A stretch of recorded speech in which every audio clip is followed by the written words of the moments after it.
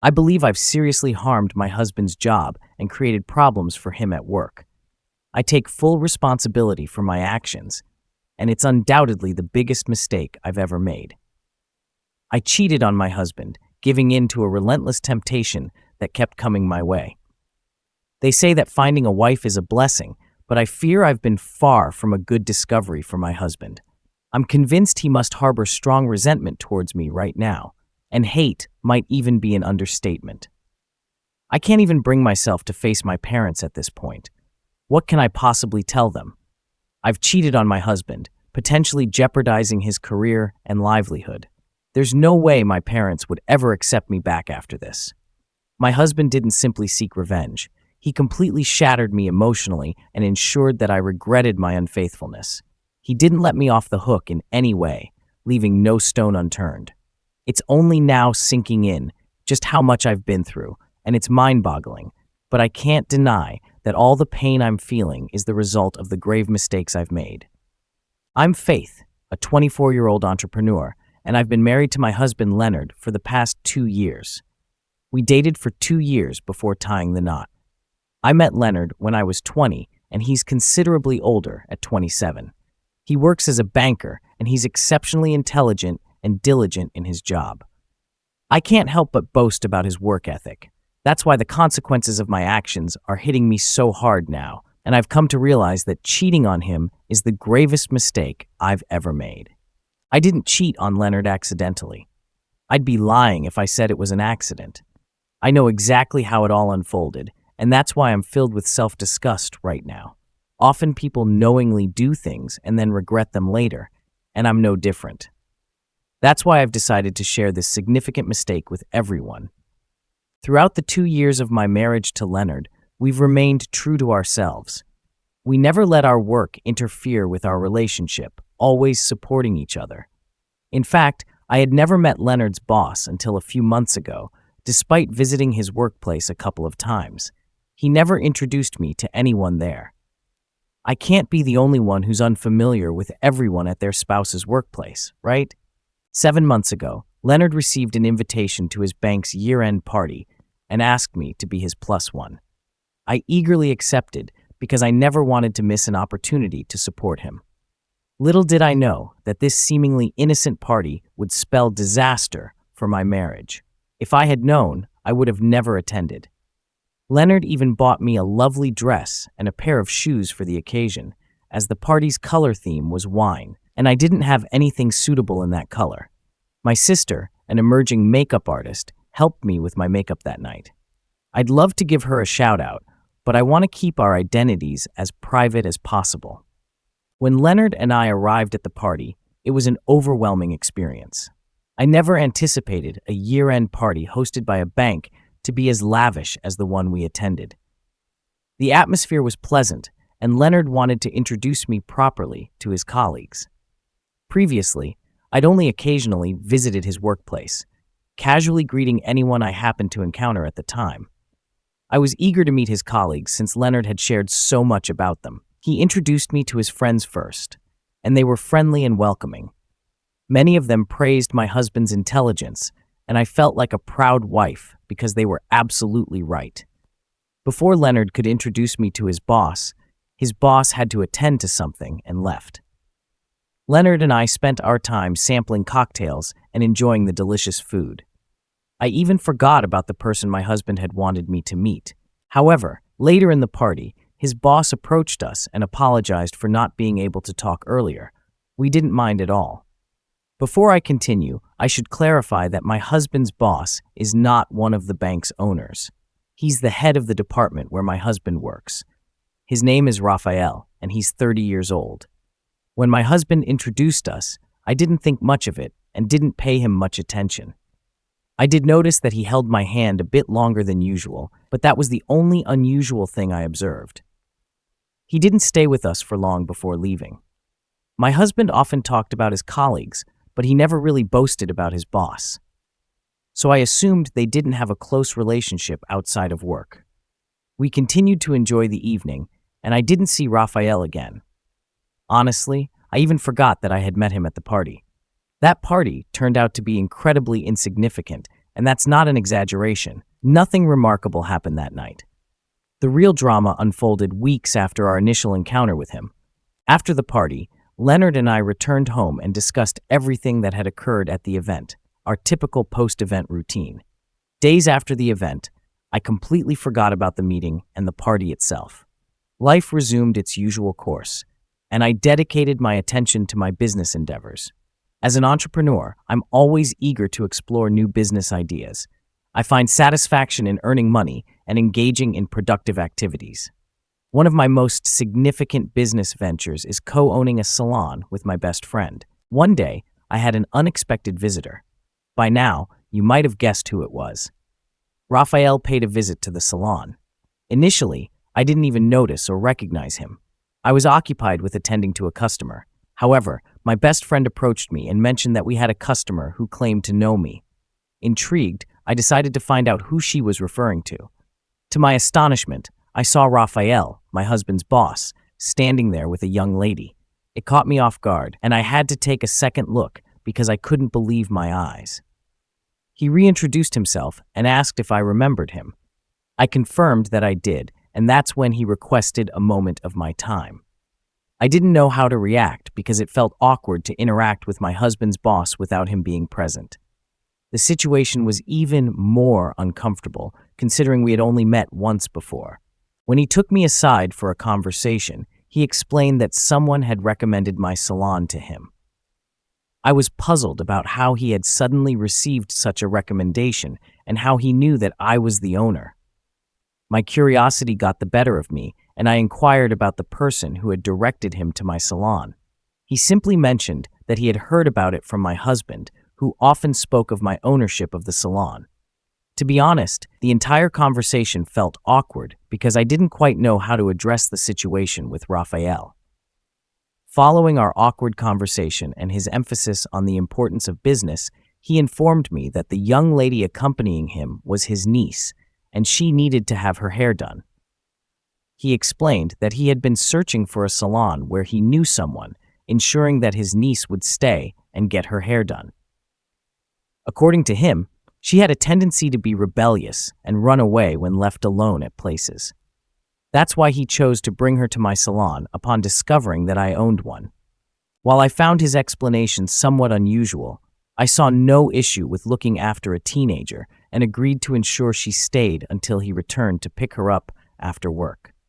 That was the arrangement we settled on before he departed. My best friend attended to his niece's hair while I resumed working on the customer I had been serving earlier.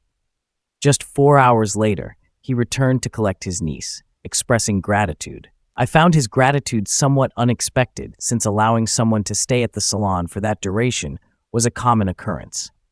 Nevertheless, I accepted his thanks and downplayed the situation as a mere coincidence. I didn't want to dwell on it because it seemed insignificant.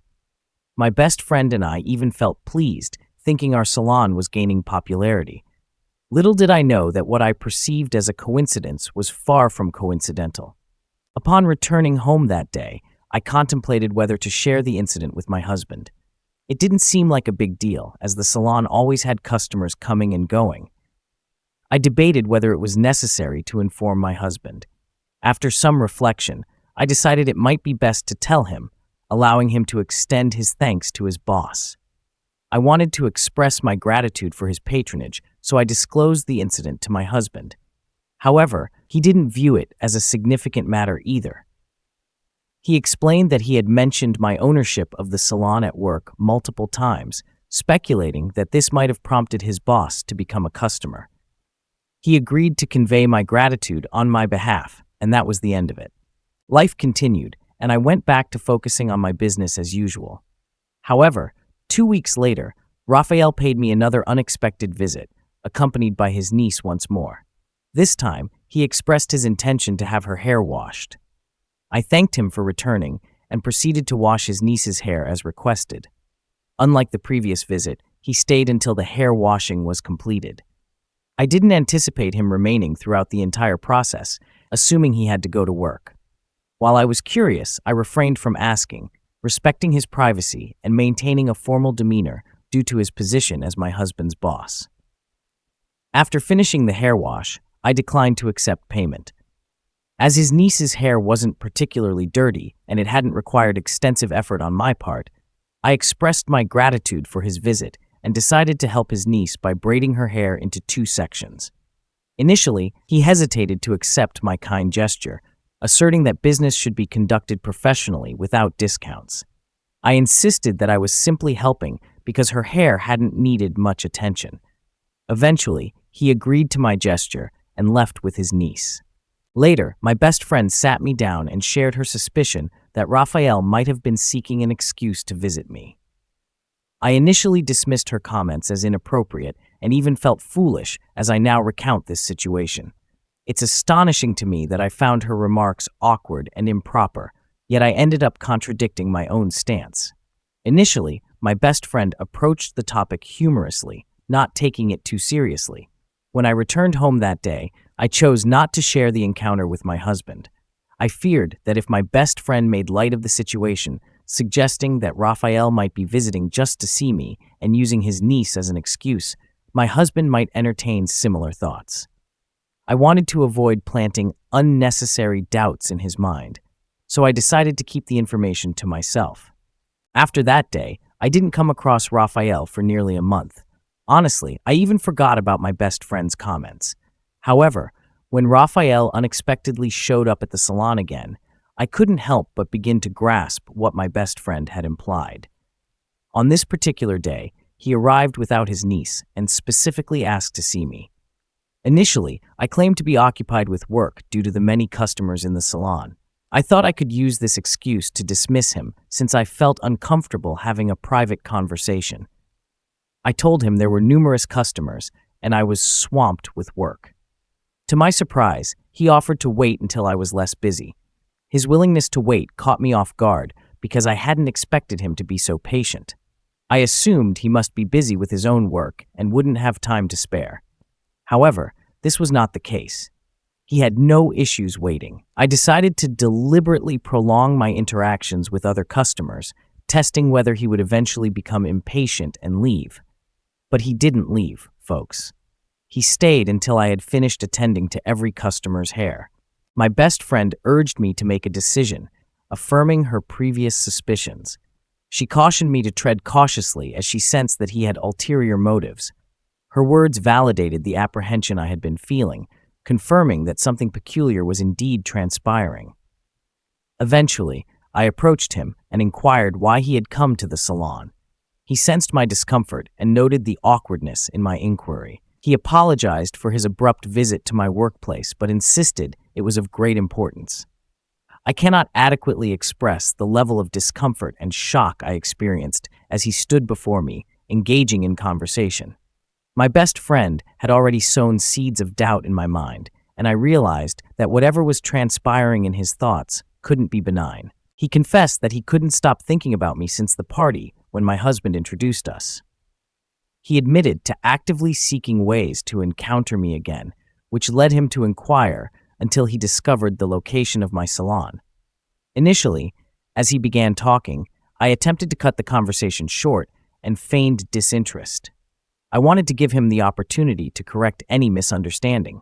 However, he remained steadfast in his assertions, displaying unwavering confidence in his words. I felt profoundly uneasy and didn't know how to respond. This marked the first instance since my marriage that another man had spoken to me in such a manner, and the fact that it was my husband's boss heightened my discomfort. I expressed my disapproval, stating that it was inappropriate for him to converse with me in this manner. I mentioned that I intended to ignore his comments and pretend that he had never visited the salon that day, as I didn't want to disrespect my husband. Regrettably, it seems that I ended up compromising my principles. Even after my objection, Raphael made no effort to depart. I politely requested him to leave once more, but he declined. I finally compelled him to leave by threatening to contact my husband. He departed promptly, albeit not before leaving me his business card. Despite the surprising turn of events and the surreal nature of the situation, I was well aware that there could be no positive outcome from entertaining Raphael. His infatuation seemed driven by a desire to use me for his own amusement. I had watched countless movies depicting such situations and was determined not to become a victim. Therefore, it pains me even more that I ultimately succumbed. Despite my efforts to resist, I find it difficult to recount my actions when I returned home that day. I am fully aware that I will likely face judgment and harsh criticism, and I believe I deserve it. I chose not to divulge what occurred at the salon to Leonard. My decision was primarily based on my recognition that disclosing this incident would arouse his suspicions. I regarded it as profoundly embarrassing and awkward, and I didn't want it to create a hostile work environment for him. That's when I realized Raphael was well aware that I wouldn't disclose his actions to Leonard because of his position as Leonard's boss at work. He understood that I would strive to protect Leonard's work environment, which explained his confidence. To keep things concise, I'll narrate everything in a more succinct manner. Following the day Raphael revealed his intentions, he became a regular visitor to the salon, coming in weekly with remarkable consistency. Even my best friend noticed this pattern and advised me to discuss it with Leonard, but I chose to remain silent. Perhaps deep down, I secretly enjoyed his frequent visits, a fact that fills me with shame. I opted not to confide in Leonard and continued to entertain these visits, feigning ignorance of the situation. Despite my best friend's repeated warnings, I stubbornly ignored her advice. Raphael didn't just visit empty-handed. He consistently brought gifts and various items with him. I can't explain why or how this arrangement became so routine. Foolishly, less than a month after his consistent visits began, I initiated conversations with him. Since I also worked weekends at the salon, Raphael would visit me during those times when he wasn't at work. During his visits, we'd engage in hours of conversation about various topics. I wasn't even sure what I was doing at that point, but I cannot deny that I actively engaged with him in multiple ways. Several weeks into his visits, he started inviting me to his house, and I regrettably accepted. I never let on that Leonard had noticed anything. I am deeply ashamed of my actions and can hardly believe how low I had sunk. It was during one of these visits to Raphael's house that things escalated, and that marked the moment when I officially cheated on my husband. As soon as it happened, I regained my senses and hastily left his house. I felt such disgust with myself that I took multiple showers upon returning home. It was as though I had committed an unforgivable act, and to some extent, that's the harsh reality. I cheated on my husband with his own boss, and there's no excuse to justify my actions. I fully accept that I received the consequences I deserved. After the incident at Raphael's house, I refrained from going to the salon for nearly a month. I blocked his number and made every effort to avoid anything connected to him. I even refrained from allowing my husband to touch me for days due to overwhelming guilt. It was a difficult time, but I acknowledged that I brought it upon myself. The guilt I experienced was just the beginning, and the revenge my husband ultimately sought was brutal. I shouldn't have expected anything less. I recognized that I had a wonderful marriage with nothing amiss, yet I kept asking myself why I did what I did. I couldn't pinpoint the reason that led me down this path. I resisted for a long time and had no intention of giving in, but regrettably, I succumbed. Even when he began visiting the salon regularly, I convinced myself it was a temporary diversion, a way to amuse myself. Now, I realize it was merely an excuse that led me to cheat on my husband. I gradually gave in without even realizing it. I pretended it was a passing fancy, a form of self-amusement, but it was all a deception. I can't continue to deceive myself and pretend that I didn't understand where it would lead. Why else would I entertain a man who openly admitted to having feelings for me? I'm not naive. I knew he wanted something from me, and I foolishly gave in, jeopardizing my marriage, self-respect, and loyalty in the process. Even as I wallowed in self-guilt and self-pity, I never once considered that my husband was fully aware of the situation. I had no inkling that he knew everything that had been transpiring. In my mind, I believed I was keeping him in the dark, thinking he would only discover the truth when I finally mustered the courage to confess. To be completely candid, if someone were to ask whether I had actually planned on confessing to my husband, I would honestly admit that it never crossed my mind. I was aware that the truth would eventually surface one way or another, but I lacked the bravery to come clean. That's why I firmly believe I deserve the consequences of my actions. I continually lied to his face, pretending that everything was normal. What's even more unsettling is that my husband was well aware of the truth and found out on his own that I had cheated on him with his boss. If you're curious about how he discovered it and how I found out he knew, I'll explain. As I mentioned at the beginning of this narrative, my husband is an exceptionally intelligent individual. Every word of that is true. He possesses keen intelligence and a high level of awareness of his surroundings, making it impossible to hide anything from him. He notices even the tiniest details, and that's how he sensed that something was amiss. Exactly 2 months ago, I was utterly shocked when Leonard did something incredibly audacious. You see, Leonard works as a banker, so it made sense for me to entrust my finances to the bank where he is employed. He also takes care of my taxes and handles all financial matters on my behalf. Essentially, he manages every aspect of my finances due to his profession. When I initially married him, I was quite reckless with my spending. It's not that I had a substantial income, just an average one, but I used to spend recklessly buying anything that caught my eye. However, after marrying my husband, he began imparting the wisdom of saving to me. He educated me about finances and how to become a more responsible entrepreneur. His guidance was tremendously beneficial, which is why I started entrusting him with most of my tax and savings matters.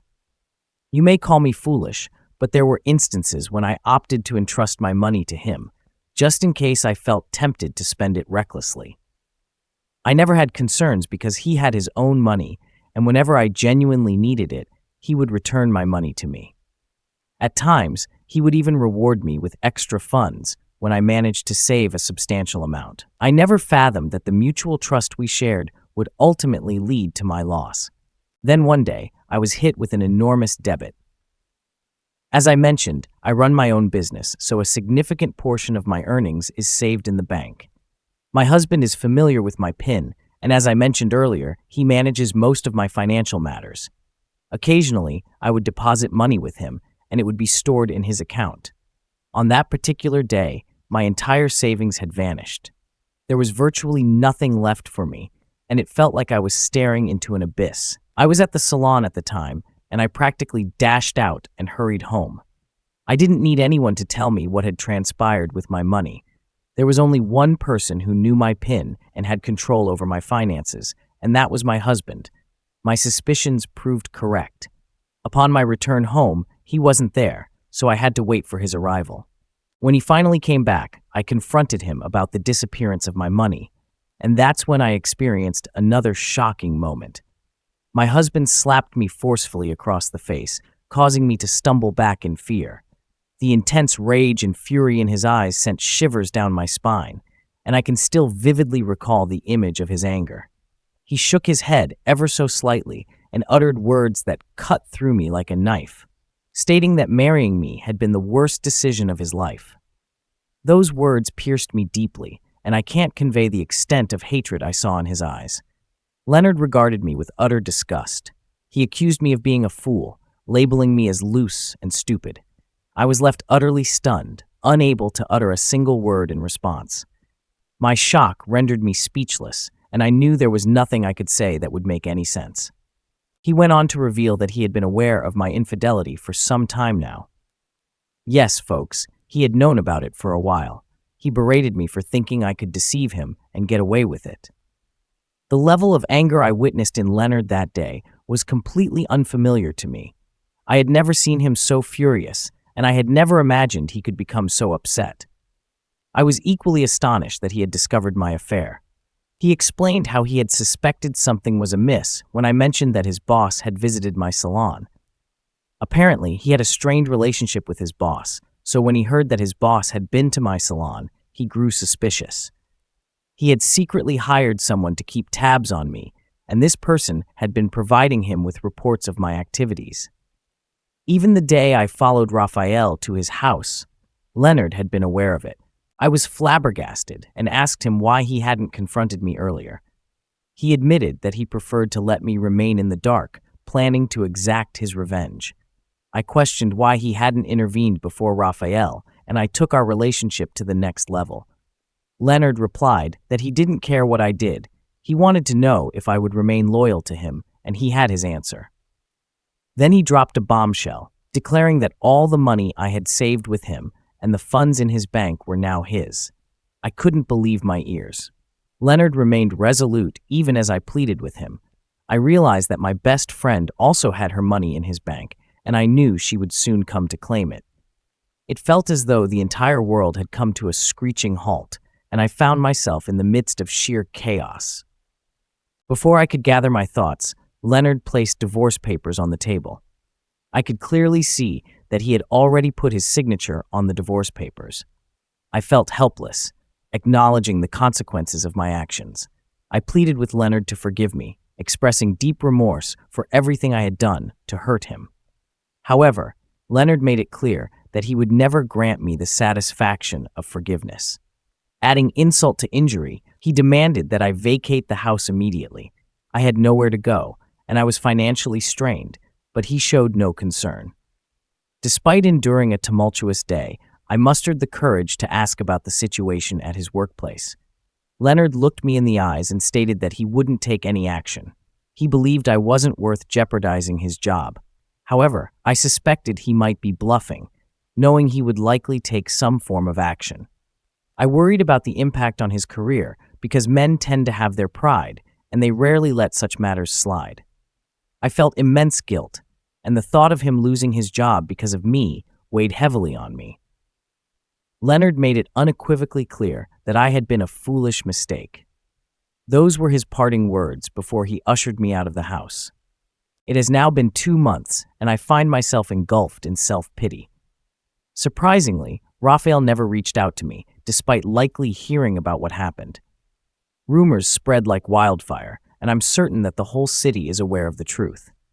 It dawned on me that I had unwittingly become a pawn in his game. He had workplace issues with my husband and decided to use me as a means to provoke him. I had been naive enough to fall into the trap and ended up as collateral damage. I eventually signed the divorce papers, and our divorce proceedings are still ongoing. I have no idea how I'll survive the upcoming weeks, but I suppose I'll endure, just as I've managed to survive these past 2 months. At this point, I'm at a loss as to what to do next. My guilt is consuming me. I have a court hearing in a few minutes, so I'll conclude this update here. I'll provide another update once the divorce is finalized. Update: I'm now officially divorced. It's hard to believe my marriage didn't even last 3 years. I can't fathom how I allowed myself to be ensnared in all of this. I'm utterly miserable. Rest assured, the comments were just as harsh as I anticipated, but I didn't expect anything different. You all lived up to my expectations. Nonetheless, I'm grateful for the comments because they've pushed me to work on myself, even though it's been a challenging journey. Right, the divorce was completed a few days ago, and since we had no children, it was less dramatic. I did receive alimony, although it was reduced to the minimum. I may sound greedy, but what choice do I have? Leonard took every penny that was rightfully mine. I'm now financially strapped, and I owe my best friend a significant amount of money. I attempted to pursue legal action, but lacking the funds for a lawyer, my parents advised me to let it go. My parents are devastated and don't want to speak with me. The only person who's shown any understanding is my best friend. She frequently reminds me of her money and is understandably angry with me, but she's kind enough to let me stay with her. I recently learned that there was quite a bit of drama at Leonard's workplace. Apparently, Leonard had already clashed with his boss. Since his boss doesn't hold a direct ownership stake in the bank and is merely the head of Leonard's department, he couldn't undermine Leonard's career as I had feared. Leonard is still employed at the bank, and that only intensifies my self-pity. Leonard and his boss are making an effort to maintain a professional relationship at work, and things haven't really changed for them. Meanwhile, I'm bearing the brunt of the consequences of the decision made by Raphael and me. The only distinction is that Raphael isn't on the receiving end of all the turmoil. I can't find the words to convey the extent of self-loathing I'm currently experiencing, but I believe I'd be a narcissist if I didn't feel remorse. I'd despise myself if I didn't feel any regret for my actions. Right now, I'm concentrating on my business so I can repay my best friend. I'll conclude this update, folks. That's the sum of what's been transpiring in my life. I'm thankful that I embarked on this journey and chose to share my story. Thank you all for listening to me.